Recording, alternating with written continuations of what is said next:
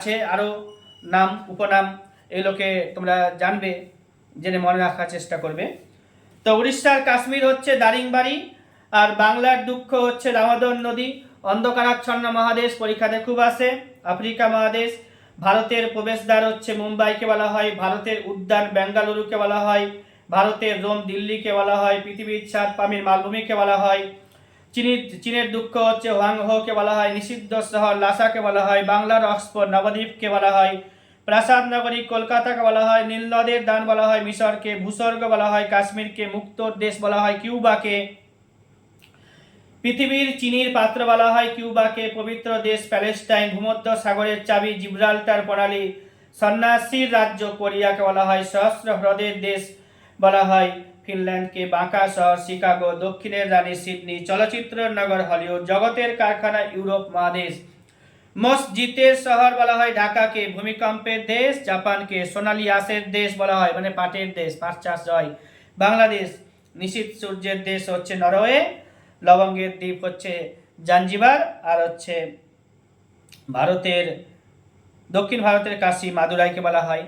দক্ষিণ ভারতের ম্যানচেস্টার তামিলনাড়ুতে আছে কোয়েম্বাটোর। উত্তর ভারতের ম্যানচেস্টার কানপুরকে বলা হচ্ছে। আর হচ্ছে ভারতের ম্যানচেস্টার হচ্ছে আহমেদাবাদকে বলা হচ্ছে। এরকম অনেক নাম আছে। তারপর হচ্ছে যমস্বর, হায়দ্রাবাদ, সেকেন্দ্রাবাদ, এরকম সব জানতে হবে।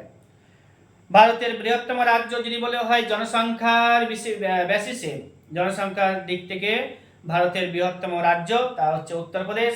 আর আয়তনের দিক থেকে বলা হয় কাকে? রাজস্থানকে। কোন ভারতীয় রাষ্ট্রপতির শাসনকালে 4 বার প্রধানমন্ত্রী পরিবর্তন হয়েছিল? মনে রাখতে হবে। আর ভেঙ্কট রামনি।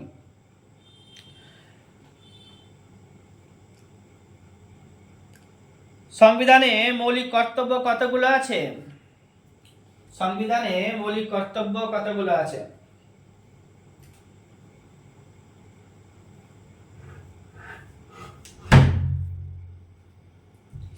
ভারতের সংবিধানে মৌলিক কর্তব্য বর্তমানে 11টি রয়েছে।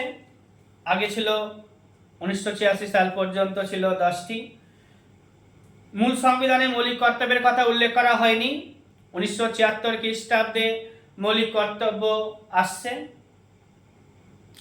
42তম সংবিধান সংশোধনীতে শরণ সিং কমিটির সুপারিশে মৌলিক কর্তব্যগুলোকে যোগদান করা হয়েছে ভারতের সংবিধানে। আর একটা আছে কি 42তম সংবিধান সংশোধন। 44তম সংবিধান সংশোধনের সম্পত্তির অধিকারের ব্যাপারটা সবসময় মনে রাখবে। ওটা এখন লিগাল রাইট, আগে ছিল মৌলিক অধিকার। 31 নম্বর আর্টিকেলে ছিল। সুন্দরবনের কোথায় পাখিরালয় আছে? সুন্দরবনের সজনেখালিতে পাখিরালয় আছে।